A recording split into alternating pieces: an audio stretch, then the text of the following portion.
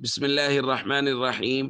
عن سلمان رضي الله تعالى عنه قال قال رسول الله صلى الله تعالى عليه وسلم في الحديث: من تقرب فيه بخصلة كان كمن أدى فريضة فيما سواه، ومن أدى فريضة فيه كان كمن أدى 70 فريضة فيما سواه. رواہ البہقی۔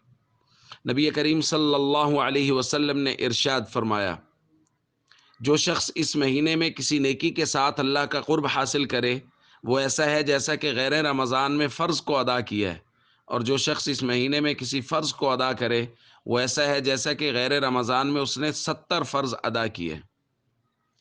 دوستو، رمضان المبارک نیکیوں کا سیزن ہے۔ اس کے اندر نیکیوں کی قدر و قیمت بڑھ جاتی ہے، ان کا اجر و ثواب بڑھ جاتا ہے۔ ویسے تو اللہ کا کرم ہے، اللہ رب العزت نے اصول بنایا ہوا ہے، من جاء بالحسنہ فلہ عشر امثالہا۔ عام دنوں میں بھی کوئی آدمی ایک نیکی کرتا ہے تو اس کو 10 نیکی کرنے کا ثواب ملتا ہے، لیکن رمضان المبارک میں یہ مہربانیاں اور بڑھ جاتی۔ نفل پڑھو فرض کا ثواب، فرض پڑھو 70 فرضوں کا ثواب۔ تو ہمیں یہ دیکھنا ہے کہ ہم لوگ عام دنوں میں اور رمضان المبارک میں کیا فرق رکھتے ہیں۔ ویسے تو شریعت کا ہم سے جو مطلوب ہے وہ یہ ہے کہ عام دنوں میں فرائض اور ارکان اسلام میں کسی طرح کی کوئی سستی نہ ہو، اور رمضان المبارک میں نوافل زیادہ سے زیادہ پڑھے جائیں۔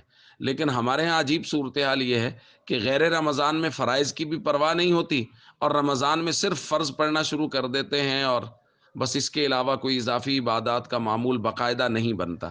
یہ ڈگر بالکل مناسب نہیں ہے۔